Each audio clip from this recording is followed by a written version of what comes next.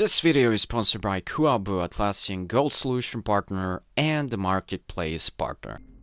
Hey guys, I'm gonna show you today how you can actually manually link your Jira space with your Bitbucket repository. So you don't have to type anymore git commit -m and the work item key with the message that you want to actually deliver. You can do this now manually, which is much more simpler and easier. All you have to do is, you see this option in here that says linked Jira projects. So right now it's gonna say none of those are linked. Unless you already did your git commit command, you're gonna be seeing your linked Jira projects here. Now I can manage this. So first of all, I'm gonna choose a site, then I'm gonna go for the project. So it's gonna be marketing software development. I can link it, but check this out. I can do more than one specific project. So I can have more of them in here. Now this is almost Jira looking list view that you have inside your Bitbucket. You can actually, of course, you can filter out by the assignees. So if there's like multiple assignees or all of them, doesn't actually really matter. So what you have is the work item column, status column, assignee, updated actions. You don't have option to add more columns. That's one thing to know. But when you actually click on the actions themselves from the Bitbucket itself, so you can create a branch. So that is one possible thing to do. And from the Jira itself, what you can do is either assign this to yourself, copy the work item link, or open this in Jira.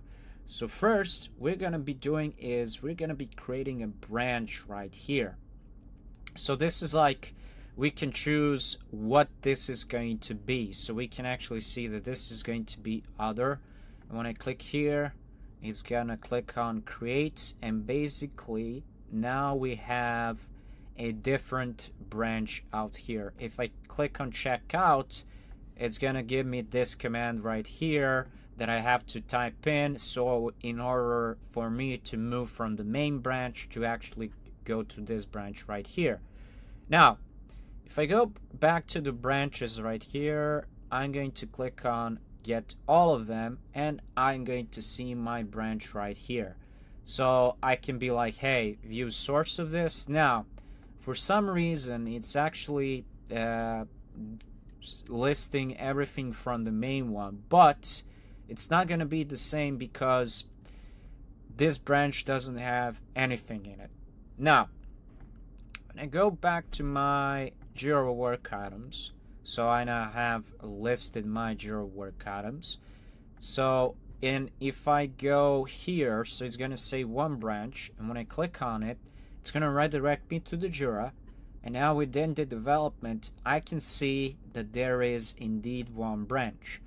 Now what I can actually do, I can click here, I can see my commits, I can go with the pull requests, builds, I can track my builds, feature flags, and other links. Pretty much everything that you already know that is related with the development itself.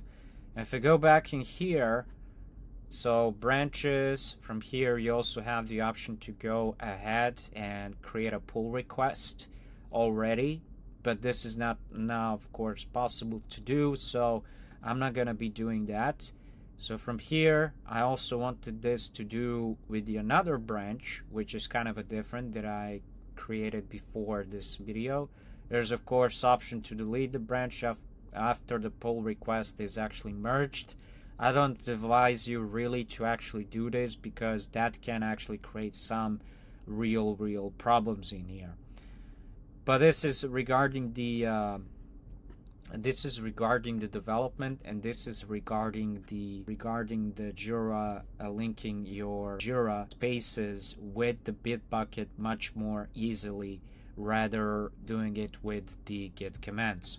And that's it. Don't forget to like, share, subscribe to the channel as well, and I'll see you guys in the next video. Bye.